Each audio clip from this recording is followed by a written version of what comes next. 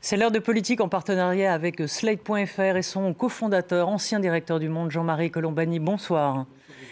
Et Jean-Marie, nous recevons ensemble donc Bernard-Henri Lévy. Bonsoir. Bonsoir. Vous êtes écrivain et réalisateur. Merci d'avoir accepté notre invitation. Alors vous revenez d'Ukraine où vous tournez un deuxième film.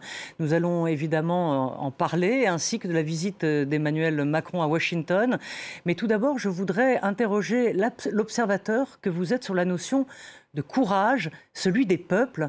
À l'heure où la Chine et la Russie veulent nous faire croire que la démocratie est en déclin et que notre modèle s'effondre, les Chinois se rebellent contre la politique zéro Covid, les Iraniennes déchirent leur voile et les Ukrainiens se battent, et vous en savez quelque chose, et résistent au point de mettre en déroute l'armée de Vladimir Poutine. Donc encore et toujours, les peuples font l'histoire ?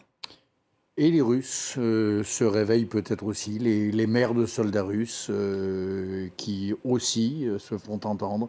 Donc, un, les peuples font l'histoire. Deux, la flamme de l'humain ne s'éteint jamais, même sous les pires dictatures.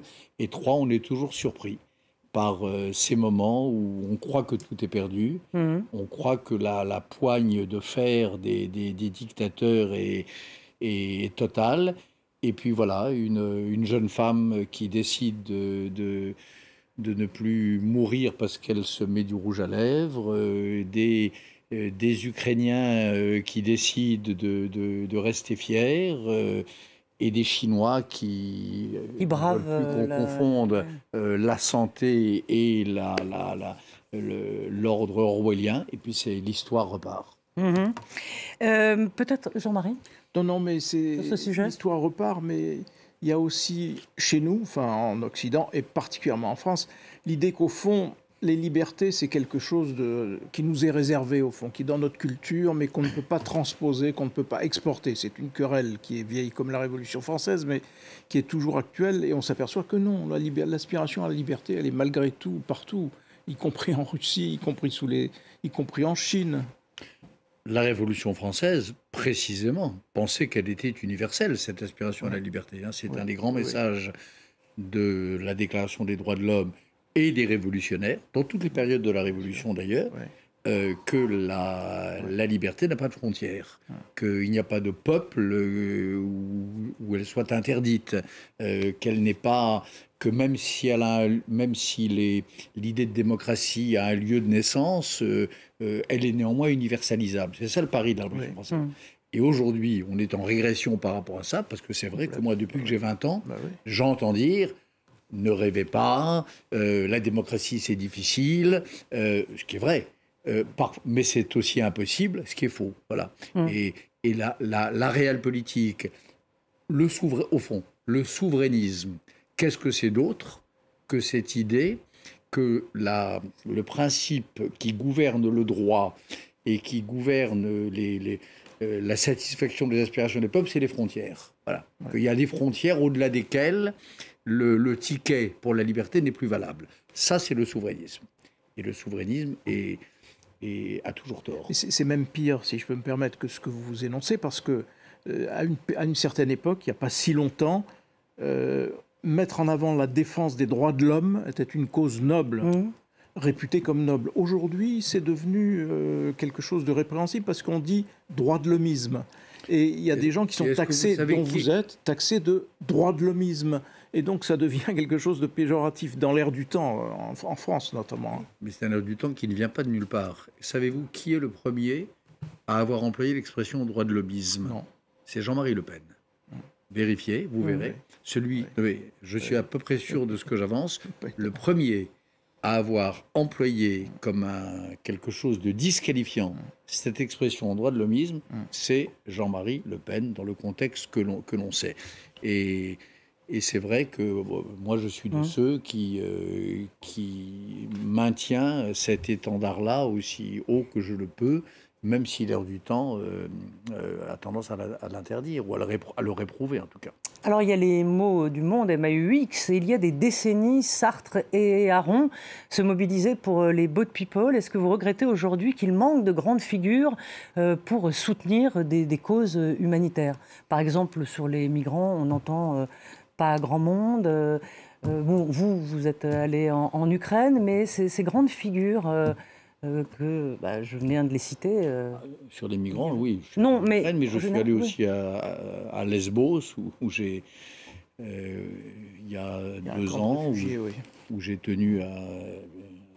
Vous voulez dire que vous êtes le seul aujourd'hui non. D'abord, il y a... Mais qui on entend aujourd'hui? Des grands intellectuels italiens qui ont des positions justes et nobles sur la question, et puis des grandes ONG qui sont comme des sortes d'intellectuels collectifs, peut-être, au fond. Mais sur la question des migrants, c'est vrai que les valeurs de l'hospitalité ne sont pas défendues par tant de gens que ça. Voilà, ça, je vous le confirme. Et vous l'expliquez comment, d'ailleurs?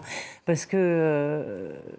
par exemple, je vais vous poser une question qui va vous énerver, mais vous avez convaincu Nicolas Sarkozy de libérer Benghazi, donc la capitale de la Libye.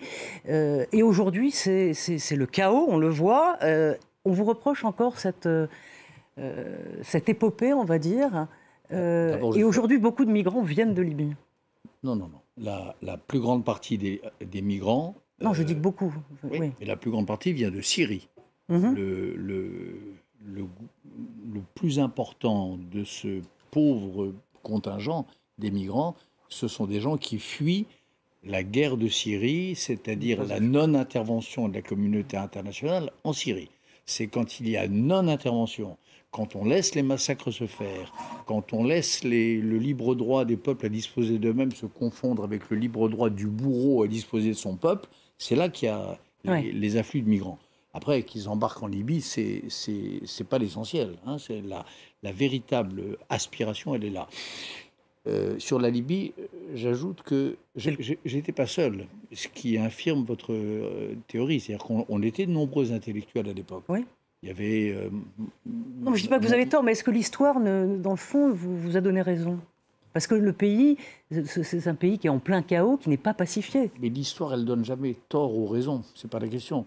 À ce moment-là, si on ne voulait pas une deuxième Syrie, si on ne voulait pas un autre massacre, ou en tout cas en prendre le risque à grande échelle, si on ne voulait pas que coulent les rivières de sang qu'annonçait la dictature de l'époque, évidemment qu'il fallait faire valoir le droit international inscrit dans la charte des Nations Unies, à savoir la responsabilité de protéger. On n'a pas fait...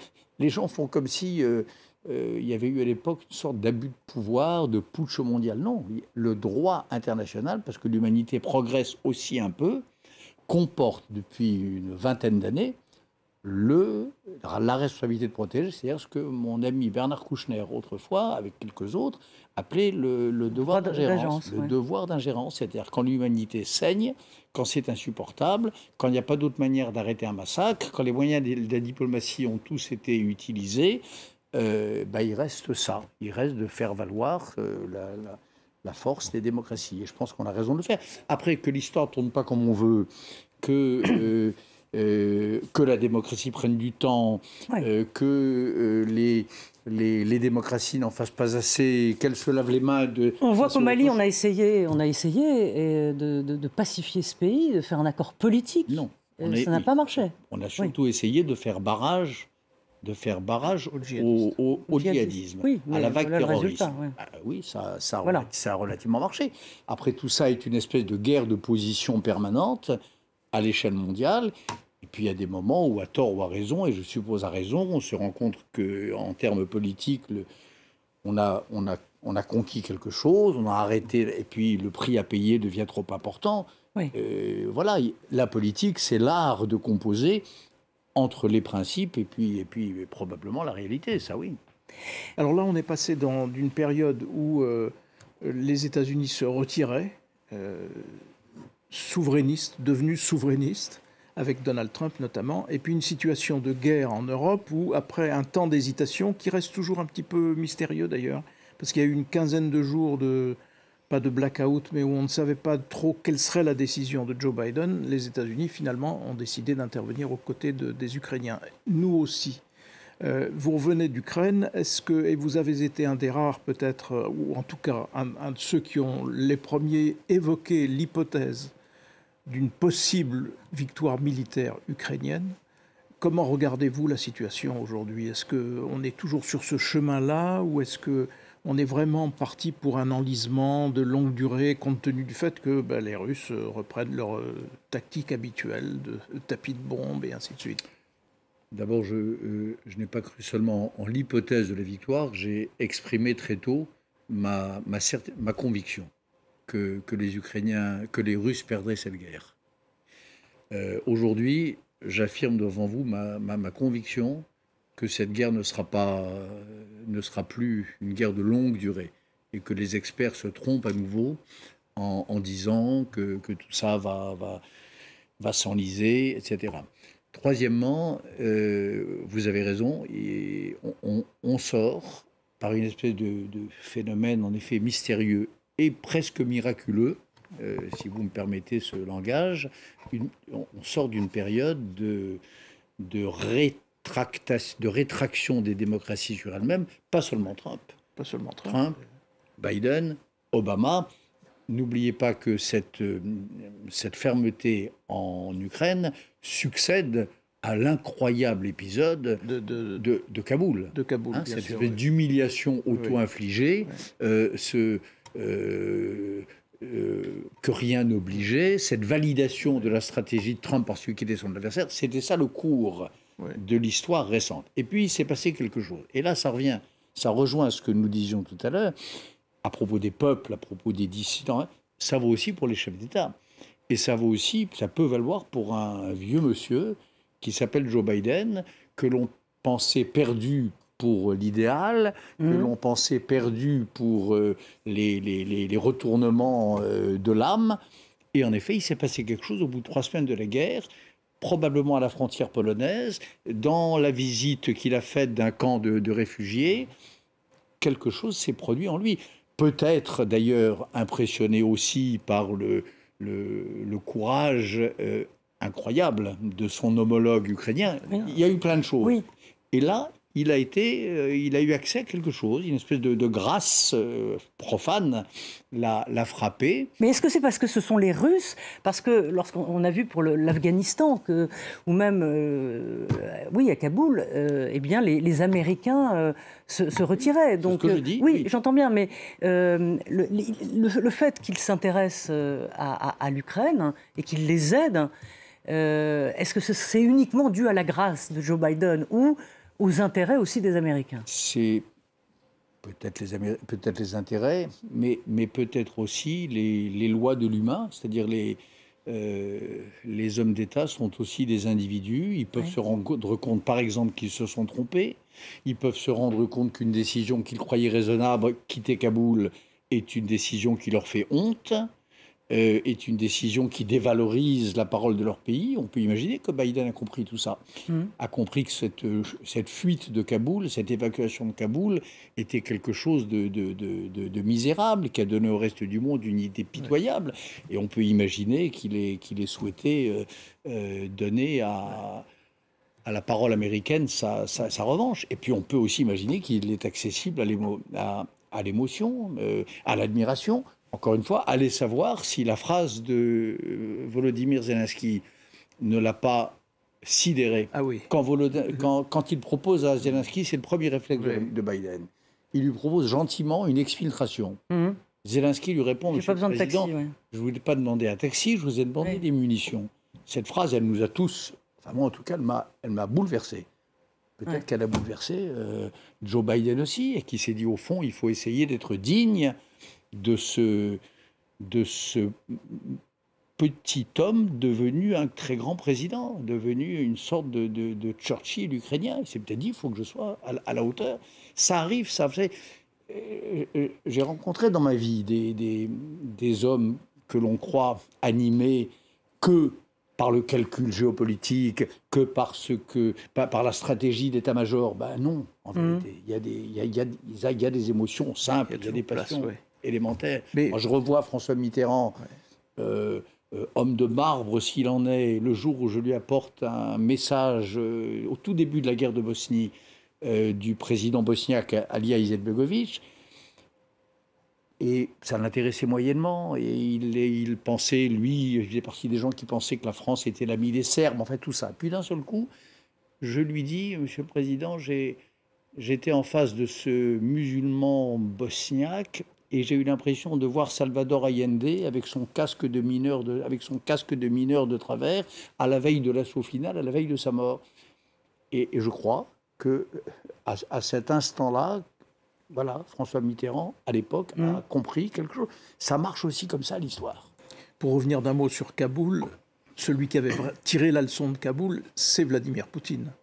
En considérant que la faiblesse américaine est allée au grand jour, autorisait qu'il fasse ce qu'il avait envie de faire avec l'Ukraine. Et c'est là qu'il s'est trompé, parce que peut-être Joe Biden a considéré qu'en effet, s'il poursuivait sur cette voie, c'en était fini d'un certain nombre de choses. Ça a ressuscité l'OTAN aussi, qui a d'ailleurs... Et l'Europe ? Que notre ami Emmanuel Macron, je dis notre ami, pardon, le président de la République, c'est pas mon ami, le président de la République avait enterré, puisqu'il avait dit c'est en gros encéphalogramme place, et évidemment l'OTAN reprend toute sa place aujourd'hui. Pour venir justement à la position française et à celle d'Emmanuel Macron, on lui a reproché... Quand je dis on, c'est surtout côté polonais, côté pays-baltes, côté Tchéquie aussi. On lui a reproché sa tiédeur dans le soutien à l'Ukraine et le maintien d'un fil permanent avec Vladimir Poutine, tout en sachant, Emmanuel Macron l'a constaté et le sait, que ça n'a pas produit grand-chose pour le moment. Donc vous-même, est-ce que vous êtes de ceux qui argumentaient cette critique ou au contraire, vous considérez que la position française, finalement, était assez équilibrée? Moi, je pense que c'est une critique injuste et je pense qu'Emmanuel Macron a dit, avec d'autres mots, depuis le premier jour, à peu près la même chose que Joe Biden. Voilà. Je vous fais observer que depuis le début de l'invasion russe, le président français a toujours dit la même chose. Je laisse un fil de négociation. Attendez. Pour le jour où les Ukrainiens et les Ukrainiens seuls décideront de négocier, penseront que le moment est venu. Il a toujours tenu ce langage-là. Pour le jour où les Ukrainiens le décideront. Voilà. Donc, pour moi, c'est l'essentiel. Il n'y a pas à dicter aux Ukrainiens le moment où ils doivent négocier. Il n'y a pas à leur dicter ce qu'ils ont à négocier. Le pire, je parlais de la Bosnie tout à l'heure, serait de faire en Ukraine, entre Poutine et Zelensky, un nouveau Dayton, rappelez-vous, ce moment où les Bosniaques renversent la situation, sont sur le point de l'emporter, c'est-à-dire de débarrasser l'Europe du fascisme serbe, et où on leur demande de se retenir, et où on les amène, où on amène le président de Dayton, bosniaque à Dayton, et où on l'oblige à pactiser avec son bourreau. Le pire, la seule chose qui serait, enfin le pire, serait que l'on fasse la même chose avec Zelensky, que d'une manière ou d'une autre, on le pousse au compromis avec celui qui, depuis 8 ans, de manière ouverte et probablement depuis bien plus longtemps encore, veut annihiler son peuple. Voilà, ne reconnaît pas le moindre droit à l'existence à l'Ukraine.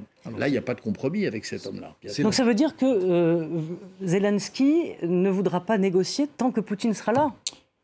Écoutez, c'est en tout cas ce qu'il dit. Oui, mais alors, vous parliez d'une guerre qui ne serait pas longue, là... Négocier. Imaginez une seconde, moi je reviens du terrain, je l'imagine assez facilement, que l'armée ukrainienne reprenne les territoires... La Crimée, vous dites aussi qu'elle peut reprendre la Crimée ? Reprenne les territoires qui lui ont été ravis de vive force, en tout cas depuis le 24 février. Mais jusqu'à la Crimée ou pas ? Je parle depuis le 24 février. Après, la Crimée lui a été ravie en 2014. Moi, je n'ai pas entendu le président Zelensky dire qu'il voulait la chute de Poutine. Je l'ai entendu dire qu'il voulait la défaite de Poutine. Et ça me paraît une demande raisonnable. Vouloir la défaite de l'armée russe. Quand il y a une armée d'agression qui pratique le viol comme arme de guerre, qui pratique des massacres à grande échelle. Je les ai vus, je les ai filmés à Izium, à Boutcha naturellement, et ailleurs. Avec cette armée-là, et avec le commandement de cette armée-là, il n'y a pas de compromis. Hélas, on est engagé dans un mouvement, dans une spirale, où il faut la vaincre. Et comment vous entrevoyez cette issue militaire ? Et après, le peuple russe se débrouillera avec le dirigeant qui les aura humiliés et couverts de honte. Ça, comment vous entrevoyez cette issue militaire, Bernard Lévy ? Mais je la vois comme toutes les issues militaires. C'est à la fois horrible et parfois nécessaire. Quand vous avez une armée de brutes, dirigés par des généraux qui sont des brutes. L'issue, c'est de la repousser. C'est de faire ce que j'ai vu avec mes camarades, ce que nous avons filmé à Liman, ce que nous avons filmé à Kherson, où nous étions il y a quelques jours encore. C'est-à-dire, voilà, imaginez l'issue, c'est ce qui se passe en ce moment. C'est une armée russe qui se décompose, qui se débande, qui ne sait plus pourquoi elle combat, qui perd la tête, qui erre sur les rives du Dniepr ou d'ailleurs, en laissant ses armes derrière elle. L'issue, c'est des choses très simples. C'est l'armée russe qui se rend. Les Ukrainiens ont fait une chose qui est bien. Ils ont ouvert une hotline qui s'appelle « Je veux vivre », qui est disponible sur des chaînes, notamment la chaîne Telegram, où tout soldat russe a le pouvoir de se mettre en rapport et de négocier sa reddition, de donner sa position GPS, de donner l'état de son équipement et de dire qu'il veut se rendre. Une unité ukrainienne vient le chercher avec beaucoup de précautions, parce que ça peut être un piège. Ouais. Nous avons filmé une opération de ce genre pour le film à venir. Et puis, voilà, et puis l'homme, les deux hommes, les quelques hommes ont la vie sauve, ont la garantie d'être traités selon les lois de la guerre, et ils quittent le champ de bataille. Et ça, il y en a énormément qui ont profité de la hotline « I want to live », je veux vivre. C'est ça l'issue militaire. Vous voyez, c'est pas les gens croient qu'il y a des trucs d'état-major, des machins, des généraux qui décident par-dessus la tête des peuples. Dans une affaire comme celle-là, c'est les humains qui décident. C'est les femmes et les hommes, en tout cas côté ukrainien, que j'ai vu se battre avec détermination, avec courage, avec sagesse, avec intelligence, en économisant leurs forces, en économisant les forces des civils. C'est eux qui ont la clé. Et un beau jour, il se passera dans d'autres endroits, et peut-être jusqu'à la frontière historique de l'Ukraine, ce qui s'est passé dans tous les lieux dont nous avons vu la libération. Vous évoquiez tout à l'heure le tournage de votre film à Kherson, et il faut peut-être évoquer le fait que vous étiez avec des journalistes occidentaux dans une voiture qui a été prise pour cible par des snipers russes. Donc il y a toujours à la fois des bombes qui tombent et puis une présence de la soldatesque russe, malgré tout, dans cette zone. Oui, c'est en effet, c'est Douglas Murray qui a, je crois, raconté ça dans un article dans la presse, le journal américain New York Post. Dans le New York Post, voilà. Ouais. Oui, bien sûr, la situation est encore incertaine, et quand les Russes se replient, c'est encore, depuis leur position de repli, bombarder, pratiquer la politique de la terre brûlée à distance, et ils ont en effet des snipers, des drones, des obus, etc. Bien sûr, l'armée russe est en train de se décomposer, mais elle n'est pas démunie de moyens. Et là, à Kherson, c'est extrêmement simple. Les Ukrainiens les ont repoussés au-delà du Dniepr. De l'autre côté, sur l'autre rive. Sur l'autre rive, mais sur l'autre rive, les Russes ont reconstitué leur position. Vous les verrez dans notre film que nous réalisons avec Marc Roussel. On a filmé à distance les positions russes. On voit très bien, ils sont là, avec leurs équipements, etc. Alors, de là-bas, eux pratiquent en effet la politique du pilonnage systématique, et cette ville de Kherson qu'ils ont maintenue à peu près intacte tant qu'ils pensaient pouvoir la dominer, ils sont peut-être prêts à la détruire maintenant qu'elle leur échappe, ça c'est possible. Et puis vous avez en face les Ukrainiens qui seront peut-être en état, on va voir, dans les jours ou les semaines qui viennent, de passer le Dniepr et de débarquer de l'autre côté. Il y a aujourd'hui des femmes et des hommes qui se préparent à une sorte de nouveau D-Day, un débarquement. Le Dniepr, à cet endroit, il fait entre 2 et 4 kilomètres. On le dit infranchissable. Il ne l'est peut-être pas. Il est large, en tout cas. Oui, c'est impressionnant. Il est large, mais l'ingéniosité des Ukrainiens, leur ingéniosité, leur génie au sens militaire, est telle qu'il n'est pas certain qu'ils il y ait Dniepr trop large pour pouvoir être franchi, même quand les Russes détruisent derrière eux le pont. Le seul pont. Il y a un pont, le pont Antonovski, que les Russes ont emprunté pour aller de l'autre côté et qu'ils ont détruit après le passage. Bon, on va voir. Il y aura peut-être des ponts flottants. Sur Kherson, l'envoyé spécial du Figaro notait quand même qu'avant d'évacuer Kherson, les soldats russes ont largement pillé tout ce qui avait de la valeur dans la ville. Mais bon, ça c'est, j'allais dire, un schéma classique. Partout. Ils ont fait ça depuis Boutcha et Irpin. Vous évoquiez les chefs militaires aussi. Il y a un chef militaire qui s'est distingué récemment, c'est le chef d'état-major américain, qui a argumenté en faveur d'une négociation maintenant, enfin dans la période qui s'ouvre, avec un argument simple en disant les Ukrainiens ont repris le dessus. Et c'est lorsqu'on reprend le dessus, qu'on est donc en position de force, qu'on peut aller à la table des négociations, parce qu'on sera précisément en position de force. Alors, je ne sais pas si Biden sera sensible à la thèse de son chef d'état-major, mais comment regardons, peut-être Emmanuel Macron y est-il davantage sensible que d'autres, je ne sais pas, mais comment regardez cela Comment vous-même regardez-vous cet épisode? C'est la stratégie d'état-major telle que Marcel Proust l'a décrit chez Monsieur de Norpois dans La recherche du temps perdu. D'accord. Après, il faut savoir qu'est-ce que pensent les habitants de Louhansk, qu'est-ce que pensent les habitants de Donetsk, qu'est-ce que pensent les habitants de la péninsule de Kinbourne. Est-ce qu'ils ont envie de rester sous la botte russe ou pas? Contrairement à la propagande russe, ils n'avaient déjà pas envie avant l'invasion. Oui, les vrais chiffres, les vrais chiffres étaient minoritaires pour l'idée d'un rattachement aux bandes de mafieux séparatistes. Je peux vous dire qu'aujourd'hui, ils sont certainement encore plus minoritaires. Donc, moi, ce qui m'intéresse, c'est de savoir ce qu'on pense à Louhansk. Est-ce que vous constatez en ce moment ces règlements de compte sur ceux qu'on considère comme à toute fin de guerre, ou en tout cas à l'approche de la fin, les fameux collaborateurs Il y en a peut-être. En tout cas, moi, je n'en ai pas vu. Et j'ai assisté à une scène que nous avons filmée.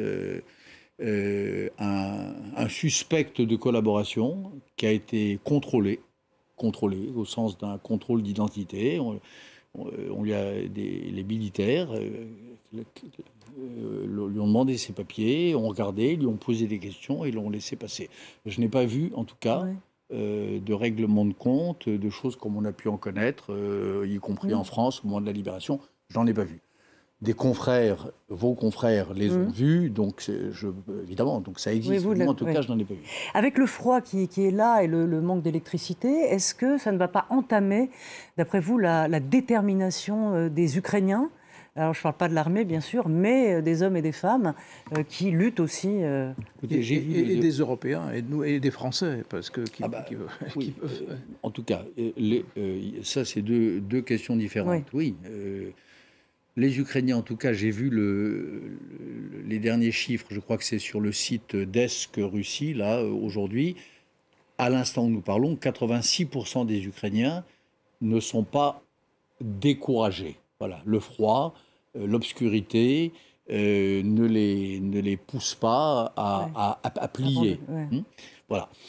Après, les Français, les Américains, je ne sais pas, je connais moins bien, je connais pas les sondages récents.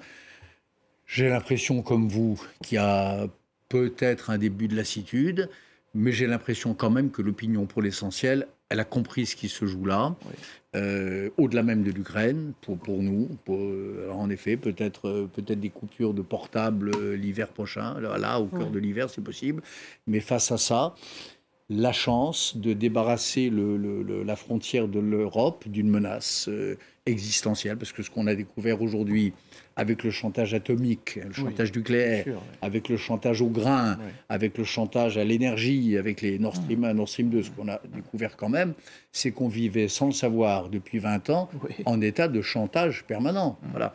Donc ça, il me semble que les opinions sont plutôt sur l'idée qu'on est en train de maîtriser le maître chanteur, voilà, et que ça peut coûter peut-être quelques minutes de coupure d'électricité au fait de l'idée d'une souveraineté européenne, en effet, qui est chaque jour davantage un peu plus nécessaire, d'une défense européenne à terme, ainsi de suite, parce que voilà, mais d'ailleurs, en effet, vous avez raison, il n'y a pas d'effet vertueux de l'horreur, et cette guerre, c'est l'horreur, mais enfin. Il y a ça qui se passe quand même. Il y a que cette idée européenne dont on pensait qu'elle était, certains pensaient qu'elle était au bord de la mort cérébrale, elle aussi, comme l'OTAN. Oui, absolument. Aujourd'hui, elle revit. Elle revit, ouais. Et elle revit en particulier parce qu'on voit là, il me semble, hein, des femmes et des hommes qui y croient, qui lui donnent la fameuse phrase d'un grand poète français, donner un sens plus pur aux mots de la tribu. Les Ukrainiens sont en train de donner un sens plus pur aux mots de la tribu européenne. Ils sont aujourd'hui, et ça, vraiment, c'est une chose qui me frappe. Je vois dans tous ces voyages des patriotes ukrainiens qui sont aussi des patriotes européens. Oui, des patriotes européens. Beaucoup plus que bien de mes compatriotes et de nos compatriotes. S'agissant de vos compatriotes, si je peux poser une dernière question. Oui, parce qu'après, je voudrais parler des États-Unis. Juste une dernière question sur la scène intérieure. Vous êtes très vigilant sur tout ce qui est thèse de l'extrême droite, ainsi de suite. Et vous avez fait un livre avec un auteur à succès qui s'appelle Michel Houellebecq, lequel vient de prendre position très clairement. C'est une évolution chez lui qui est ancienne, et qui se range du côté de ceux qui croient au grand remplacement. Donc c'est le discours zémourien de base qui est endossé par Michel Houellebecq aujourd'hui. Alors, et je me souviens de la guerre de Bosnie et de la guerre à l'époque dans les Balkans, où vous aviez rompu de façon assez solennelle avec Régis Debray, qui était lui toujours resté plus ou moins côté serbe. Adieu Régis, c'était à la une du journal Le Monde. Est-ce que vous diriez aujourd'hui adieu Michel Houellebecq, ou est-ce que vous avez toujours une forme d'indulgence pour lui qui, encore une fois, aujourd'hui, le grand remplacement, ça lui va? D'abord, Michel Houellebecq, c'est pas un auteur à succès, c'est un grand écrivain. Très grand écrivain. Bien sûr. Oui. Bien sûr. Différence avec Régis Bien Debray. sûr. Premièrement. Deuxièmement, honnêtement, et je vous promets que ce n'est pas une dérobade, je n'ai pas vu la déclaration dont vous me parlez. C'est dans un journal avec... Mais je vais regarder. Je vais regarder. Moi, en tout cas... C'était très explicite, il n'y a pas d'ambiguïté possible. Moi, cette théorie du grand remplacement, personnellement, me révulse, me semble indigne de la pensée et du caractère de ceux que je tiens pour mes amis. Donc je vais regarder. Mais je n'ai pas vu ça. Alors, Emmanuel Macron est en visite d'État à Washington. Le président français se dit un allié non aligné. Quand on est aligné, c'est que l'on s'extrait des alliances. Est-ce que c'est pas paradoxal ? Si on est non aligné, on...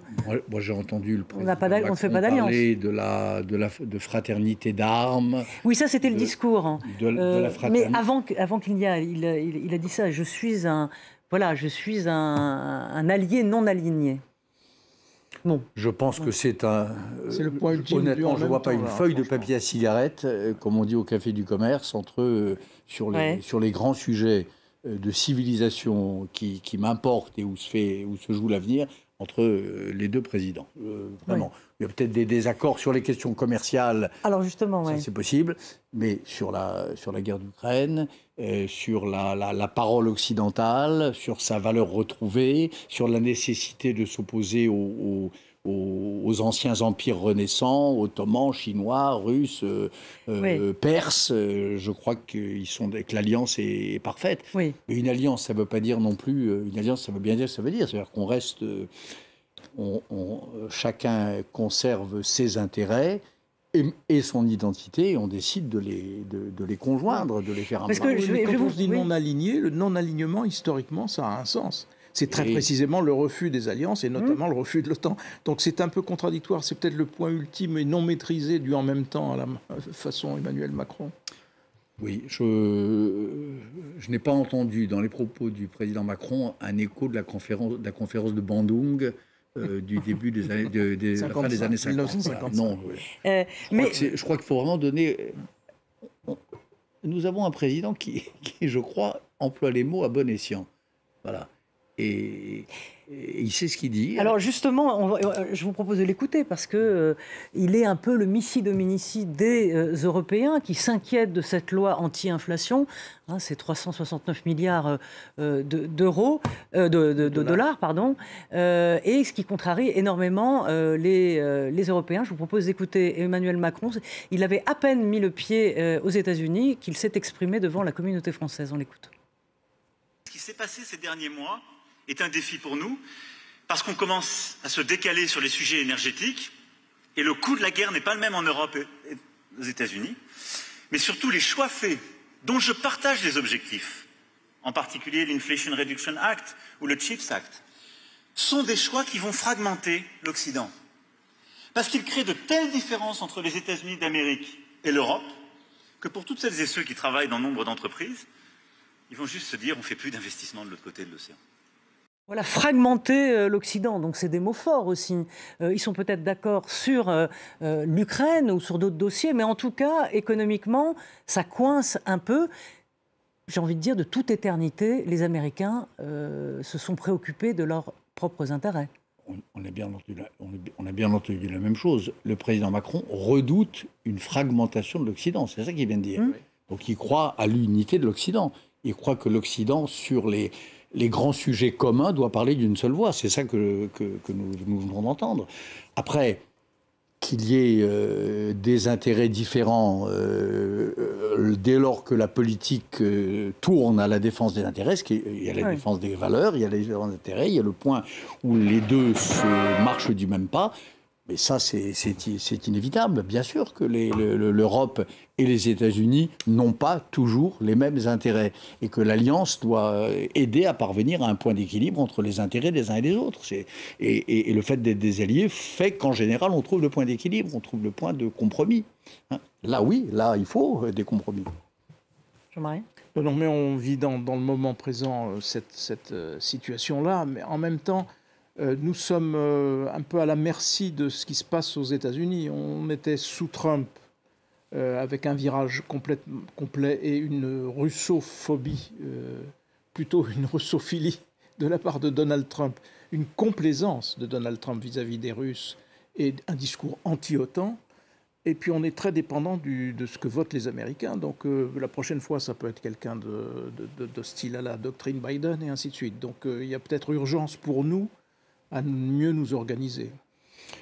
Qu'on soit dépendant, c'est le principe de la géopolitique. La géopolitique, ça veut dire, depuis la nuit des temps, depuis les Grecs, que l'histoire du monde, que la politique du monde est comme la politique d'une cité, qu'on vit dans le même village. C'est théorie des Grecs, et puis après plus tard des stoïciens, sur la politique mondiale. C'est normal, ça, qu'on soit dépendants les uns des autres. Et les Américains sont dépendants aussi. Si demain, l'Europe occidentale tombait tout entière sous la coupe de gens ressemblant à Orban, à Meloni, des gens comme ça. Voilà. Donc, après, il est de notre intérêt et de l'intérêt de l'Occident que, par exemple, il y a une défense européenne, que l'Europe se prenne en main, qu'elle n'aille pas en ordre dispersé dans la bataille de l'énergie, que l'on puisse, la prochaine fois, faire entendre raison aux Allemands lorsqu'ils décideront de construire un deuxième gazoduc exactement jumeau du précédent, mais qu'au lieu de les mettre pour moitié sous la dépendance de Poutine, les mettait à 100%. Voilà, bien sûr qu'il faut faire ça. Il faut que l'Europe se bâtisse, il faut qu'elle devienne un être politique, qu'elle ait une tête politique, qu'elle ait un visage, que l'Occident parle à plusieurs voix. La voix des États-Unis d'Amérique, un jour la voix des États-Unis d'Europe, ça ce serait bien. Mais moi, je ne vois pas ça du tout comme une rivalité entre un Occident Janus dont les deux têtes ne se regarderaient pas. Je le vois au contraire comme un renforcement. Et aujourd'hui, vous avez quel regard sur la politique française quand vous voyez à l'Assemblée nationale, bien sûr, ce manque de majorité pour le gouvernement? Est-ce que dans le fond, c'est une bonne chose parce que ça aiguillonne, ça pousse la majorité à revoir ses textes? Est-ce que c'est mieux qu'une majorité avec des députés godillots qui votent sur le petit doigt sur la couture du pantalon, ou au contraire, vous considérez que c'est... Entre les godillots et une majorité relative qui se renégocie à chaque coup, il y a une voie moyenne qui a une vraie majorité. Moi, j'aurais préféré, à l'époque, au moment des élections, que le peuple français réitère son choix et donne au président Macron les moyens de sa politique. Il ne les a pas tout à fait. Renégocier à chaque fois. Et non, je préférerais pas, naturellement. Quand je vois le débat politique parfois confisquée par le Rassemblement national ou par la France insoumise, c'est la démocratie. Oui. Voilà. Mais je le déplore. Voilà. Merci, c'est la fin de cette émission. Merci beaucoup d'avoir été notre invité. Et puis, on verra peut-être votre film dans... Vous le verrez. On verra, quelques mois. Voilà. Il ne reste plus qu'à écouter Macron et Biden. Voilà, absolument. Une conférence de presse dans quelques instants, d'ailleurs, après une réunion bilatérale donc, entre les deux hommes. Merci à vous. Merci à Flore Simon d'avoir préparé cette émission. Et merci à toute l'équipe technique. À très vite.